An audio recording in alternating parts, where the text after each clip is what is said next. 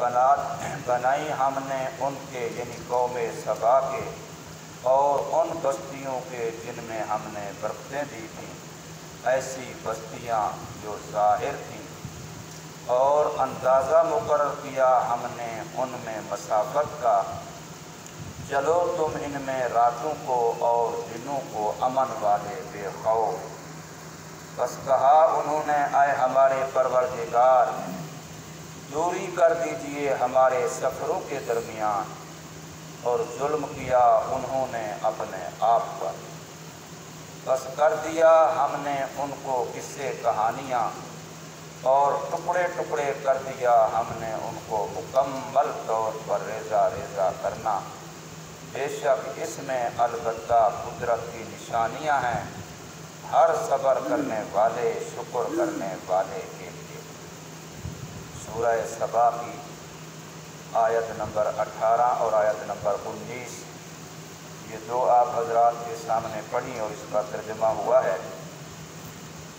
پچھلی آیت کریمہ میں جو بات ہم نے پڑھی تھی وہ یہ کہ اللہ نے قوم سبا کو معاشی لحاظ سے بڑا مضبوط بنایا تھا، لیکن ان کی ناشکری کی وجہ سے اللہ نے ان کی معیشت کو تباہ و برباد کر دیا۔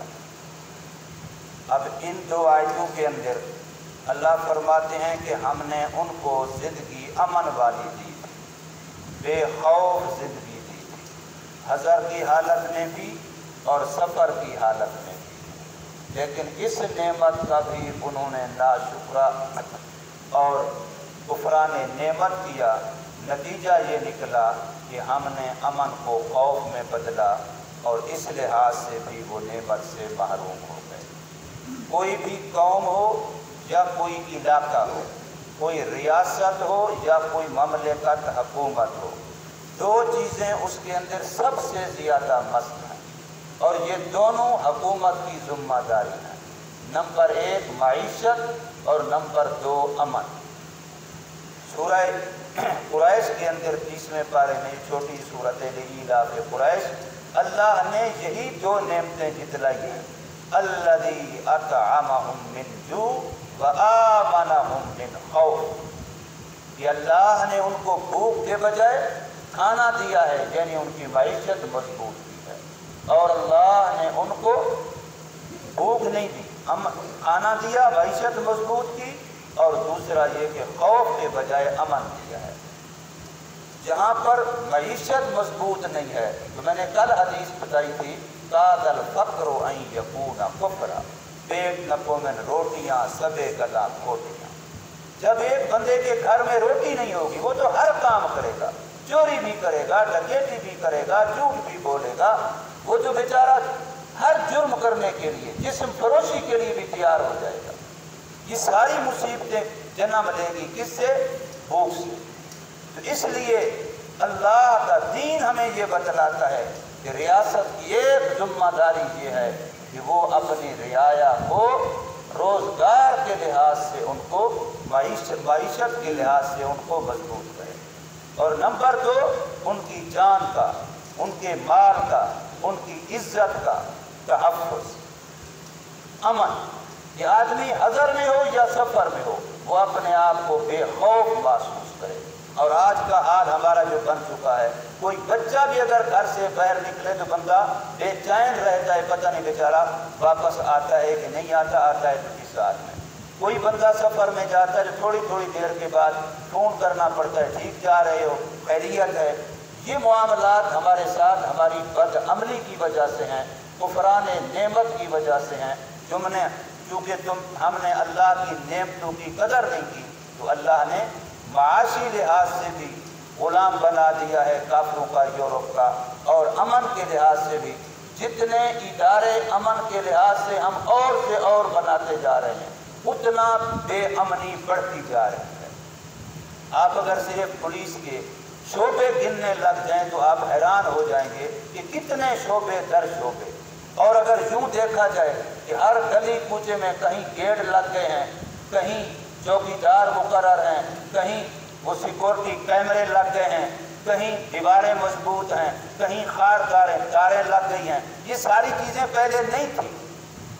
لیکن امن تھا. اور اب جتنے اسباب ہم تحفظ کے اختیار کرتے جا رہے ہیں لیکن تحفظ پھر بھی نہیں مل رہا.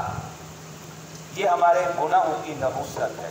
یہ ناشکری کا گناہ سب سے زیادہ اس میں مؤثر ہے. تو اس قوم کے لیے اللہ تبارک و تعالی نے معاشی لحاظ سے، کھیتی باڑی کے لحاظ سے، باغبانی کے لحاظ سے کتنا ان کو خوشحال بنایا تھا، لیکن ناشکری کی تو وہی چیز جو وہ بند، وہ عرم معارف جو ان کے معیشت کا جس پر مدار تھا وہی ٹوٹا اور سب کو بہا کے لے گیا سیلاب کی شکل میں. وہی جو ان کے لیے نعمت تھی وہی عذاب بن گئی. اس کو کہتے ہیں نقمت. اور اللہ فرماتے ہیں ہم نے ان کو امن یوں دیا تھا کہ یہ یمن سے لے کر کے شام تک سفر کرتے تھے، اور ایسا سفر ہوتا کہ راستے میں ان کو اتنا امن تھا، ایک آبادی ختم ہوتی دوسری شروع ہو جاتی، دوسری ختم ہوتی تیسری شروع ہو جاتی. راستے میں آبادی در آبادی، ایک تو سفر کی حالت میں جو ضروریات ہیں، رہائش ہے، کھانا ہے، پینا ہے، وہ مہیا ہوتا، اور دوسرا یہ کہ امن ہوتا، چور ڈاکو اس طرح کا کوئی معاملہ نہ ہوتا، جان مال محفوظ تھا. ان اللہ کے بندوں نے اس نعمت کی ناشکری کی. قرآن کہہ رہا ہے کہ خود انہوں نے اللہ سے دعا کی، ربنا باعد بین اسفارنا، یا اللہ یہ سفر کرنے کا کوئی مزہ نہیں آتا. اتنی جیسے گھر میں آرام ہوتا ہے سفر میں بھی ایسے آرام ہے، بے خوفی ہے. سفر ہو کم از کم کبھی پیاس ہو، کبھی بھوک ہو، کبھی تھکان ہو، کبھی کوئی واقعہ ہو، کبھی پتہ تو چلے کہ بندے نے سفر کیا ہے. یہ بھی ان کا پتہ نہیں کیسی کوئی عجیب قوم تھی. تو خود دعا کر رہے ہیں ربنا باعد بین اسفارنا، اے اللہ یہ جو آبادیاں متصل ہیں یہ نہ جہاں ایک آبادی ہو پھر دور کہیں کوئی آبادی ہے، درمیان میں کبھی کوئی گاڑی کا مسئلہ ہے، کبھی کوئی فلاں مسئلہ ہے، کبھی پانی کا، کبھی پیاس کا، کبھی بھوک کا، کبھی کوئی اور اس طرح سے ہو مشقت، تو پتہ چلے وہ سفر کیا ہے. یہ بھی کوئی سفر ہے کہ جیسے گھر میں ہم بے خوف مامون ہیں، محفوظ ہیں، ایسے ہی سفر میں بھی ہم خوشحال ہیں، کوئی مسئلہ ہی نہیں بنتا. یہ اس قوم نے اس طریقے سے اس نعمت کی ناشکری کی. تو پھر اللہ فرماتے ہیں وہ بستیاں آبادی جو درمیان میں تھی ہم نے وہ اجاڑ کی ختم کر دی. نتیجہ یہ کہ نہ مال محفوظ، نہ جان محفوظ، نہ عزت محفوظ. تو اللہ کا قرآن کہتا ہے وجعلنا بینہم، اور کر دی بنا دی ہم نے اس قوم سبا کے درمیان جہاں یہ یمن میں رہتے تھے، وبین القری التی بارکنا فیہا، اور ان آبادیوں بستیوں کے درمیان جن میں ہم نے برکت دی. یہ شام کی بستیاں ہیں، اس کو ارض مبارکہ کہا جاتا ہے، جس میں آج فلسطین ہے، مسلمان کا خون بہ رہا ہے. یہ ارض مقدسہ ہے، یہ ارض مبارکہ ہے، جہاں سب سے زیادہ انبیاء بھیجے گئے ہیں، اور سب سے زیادہ انبیاء یہاں مدفون ہیں.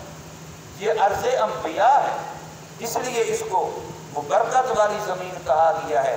قرآن مجید کے اندر کئی جگہوں پر، یہاں پر بھی یہی کہا گیا قرآن بارکنا فیہا، وہ شام کی بستیاں جن میں ہم نے برکتیں رکھی ہیں. تو ان کے درمیان اور ان شام کی بستیوں کے درمیان ہم نے بنا دی قرآن ظاہرہ، ایسی بستیاں جو راستوں کے اوپر تھی، روڈوں کے اوپر تھی، جو ان کے آنے جانے کے راستے تھے ان راستوں کے اوپر بستیاں تھیں تاکہ ان کو رہائش مل سکے، کھانا مل سکے، سفر کی ضروریات مل سکیں اور امن مل سکے. یہ ساری چیزیں وقدرنا فیہا السیر، اور ہم نے ان کے درمیان مقرر کر دی تھی مسافت کہ 4 میل کے بعد، 5 میل کے بعد، 2 میل کے بعد، اس طریقے سے ہم نے بستیاں بنوا دی تاکہ ان کو یہ نعمتیں میسر رہیں، سہولتیں میسر رہیں. سیروا فیہا، چلتے تھے وہ اس میں، لیالیا، راتوں کو بھی، وایاما، دنوں کو بھی. رات کو سفر کریں یا دنوں کو سفر کریں، آمنین، بے خوف، امن والے، کوئی خطرہ نہیں ہے، بالکل مطمئن ہے، جان مال محفوظ ہے. لیکن اس نعمت کی ناشکری کرتے ہوئے انہوں نے خود اللہ سے درخواست کی. فقالوا ربنا، بس کہا انہوں نے اے ہمارے پروردگار، باعد بین اسفارنا، دوری کر دیجئے ہمارے سفروں کے درمیان. تو اللہ فرماتے ہیں یہ دعا انہوں نے کی، وَظَلَمُوا أَنفُسَهُمْ، اپنے آپ پر ظلم کیا. جیسے ہم لوگ غصہ ہوتے ہیں، اولاد کو بد دعائیں دے رہے ہوتے ہیں، बहन भाइयों को दे रहे होते हैं, रिश्तेदारों को दे रहे होते हैं, आपस में थोड़ा सा गुस्सा हुआ तो तू ऐसा हो जाए, तू वैसा हो जाए। और अल्लाह पाक कुरान में फरमाते हैं कि जैसे मैं इनकी अच्छी दुआएं कबूल करता हूँ, अगर मैं इनकी इस तरह की बद दुआएं भी फ़ौरन कबूल करूँ, ये सारे के सारे अपनी बद दुआओं की वजह से मारे जाएँ, ना इनकी जान बचे ना माल बचे। ये तो अल्लाह फरमाते हैं मेरा इल्म और हौसला है कि मैं इनकी इस तरह की जो बद दुआएं होती हैं वो कबूल नहीं करता। तो फरमाया फजअलनाहुम अहादीसा, अब ये कौम जो माशी लिहाज से भी यूं मजबूत थी, अमन के लिहाज से भी यूं इनको अमन हासिल था, लेकिन फरमाया इनकी नाशुक्री की वजह से फजअलनाहुम अहादीसा, बस कर दिया हमने उनको किस्से कहानियां। अब सिर्फ बातें रह गई हैं, अब उनका कोई नामो निशान नहीं बचा है। वमज़्ज़क़नाहुम कुल्ला मुमज़्ज़क़, और टुकड़े टुकड़े कर दिया हमने उनको, रेजा रेजा कर दिया हमने उनको, ऐसे मुंतशिर हुए कि कोई जान बचा के कहीं दुनिया में जा बसा, कोई जान बचा के कहीं दुनिया में जा बसा। आपस में कोई राबता, कोई नज़म, को खानदान, कोई आपस में जो एक कौमी तरीका होता है वो महफूज नहीं रहा। इन्ना फी ज़ालिक, अल्लाह फरमाते हैं ये जो हमने वाक़या बयान किया है, कुरान किस्से कहानियों की किताब नहीं है, वाक़या सुनाना मकसद नहीं है। इन्ना फी ज़ालिक लआयात, इसमें अल्लाह की कुदरत की निशानियाँ हैं। हमें भी अल्लाह ने नेमतें दी हैं, छोटी से छोटी नेमत को छोटा समझ के नाशुक्री ना करो, हर नेमत की कदरदानी करो। फरमाया खजूर का एक दाना भी अगर सवारी पे चलते हो भी तुमसे गिर जाए तो सवारी को रोको, सवारी से उतरो, उस दाने को तलाश करो, अगरचे वो तुम्हारी जरूरत नहीं है, तुम्हारा कोई उससे बड़ा काम हासिल नहीं होता, लेकिन इसलिए ऐसा करो ताकि तुम्हें एहसास हो कि मेरे अल्लाह की नेमत, ये मेरे अल्लाह की नेमत है। हज़रत साहब नज़ीर अहमद से जाम इमदादिया वाले फरमाया करते थे, रिज़्क़ की नाकदरी ना करो। ये जो मदरसों में तालिब रोटी खाते ना, तो ऐसे टुकड़े किए फिर उनको लाकर इधर फेंक दिया, कभी उधर फेंक दिया। तो इस पर हज़रत अक्सर बयान किया करते थे कि रिज़्क़ की नाकदरी ना किया करो, ये रिज़्क़ जिस घर से निकलता है फिर वापस नहीं आता। आज देखें गंदम की फसल कटाई, जिस रास्ते से आप गुजरे ऐसे गंदम के दाने पाँव के नीचे आ रहे हैं, ऐसे बिखरे पड़े हैं जैसे मालूम होता है कि इसकी जरूरत ही नहीं है मुसलमान को। ये नाकदरी है। इसलिए थोड़ी नेमत हो, ज्यादा हो, छोटी नेमत हो, बड़ी हो, एक एक नेमत की इसलिए कि मेरे अल्लाह की नेमत है, उसकी कदर करें। तो फरमाया बेशक इसमें कुदरत की निशानियां हैं हर ऐसे बंदे के लिए सब्र करने वाला और शुक्र करने वाला, अल्लाह ताला की नेमत की कदर करने वाला है। अल्लाह तबारक व तआला हमें भी साबिरीन और शाकिरीन में से बना।